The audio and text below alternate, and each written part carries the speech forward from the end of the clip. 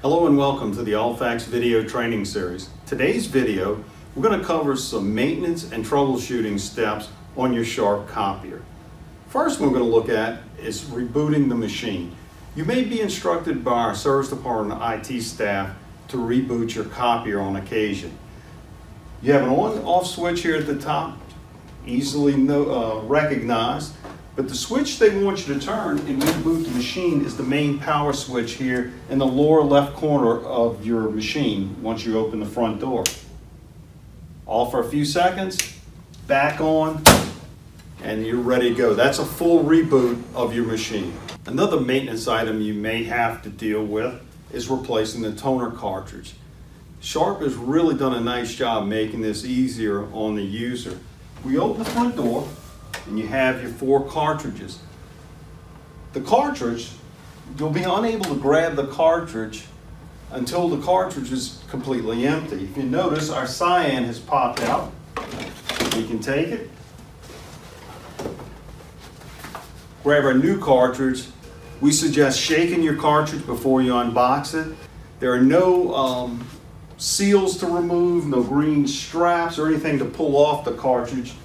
You literally take it out the box and put it back in the machine and shut the door. It's that simple. Another item that may require your attention is the waste toner container. You'll get a message to prepare one, then you'll get a message that it's full and it needs to be replaced. Once that happens, the machine will stop operating. So to replace the waste toner container, you open the front door, squeeze the 2 green tabs together and remove the whole cartridge. You will have a cartridge in a box, and additionally, besides the cartridge, there's a bag to put the old one in and dispose of. If you're experiencing black streaks and you speak to one of our service techs, they will instruct you to clean the slit glass. The slit glass is the small glass to the left of the main glass. If you've used a copier in the past, you're used to cleaning this glass, but when we're running the document feeder, whether it's copy or scanning, the originals are passing over this glass. If there's a speck or something on the glass, it will produce a black line down your scans or copies. We suggest taking a little alcohol on a rag. If you have the alcohol wipes, that's fine. You can use Windex. One thing we suggest, never spray or pour anything on the machine directly on a towel. Wipe it, and that should take care of your problem. Next, let's take a look at some troubleshooting items that may come up. If you have a misfeed, whether it's in the machine or the document feeder, you'll have instructions on the touchscreen on how to clear it. But here's a couple of things to look at on the document feeder, and we'll start here. You have this door to open. And one thing that might get lost, you have a wheel here where you can turn and manually feed the original through if it's stopped. Additionally, there's part of the path for the original right here, this green lever. This section opens up. Your paper's literally coming from here around. And the last area you might check would be on this end of the machine where the originals exit and lay in this tray. Next, let's take a look at the misfeed locations for paper coming through the machine that you're copying onto. First, you have 2 doors here. That gives you access to the trays themselves. If you have a machine with only 2 drawers, this lower door will not be there. Next, you can pull out the whole right side of the machine. This is your paper path. When it gets here, it'll either go to the right or to the left toward the finisher. One additional item that might get missed, and it can be a little confusing.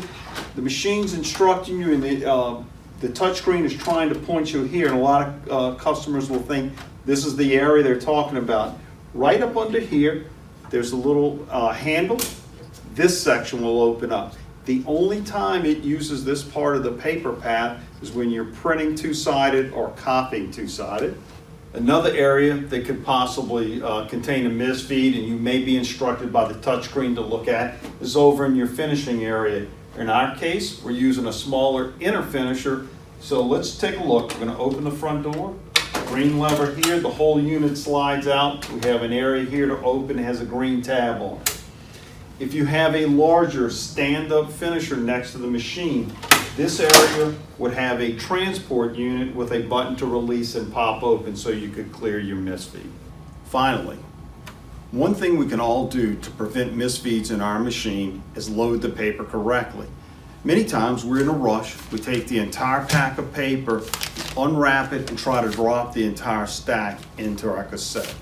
What happens, when we put the paper in the machine, we close the tray back in the machine, the lower part of the tray lifts up.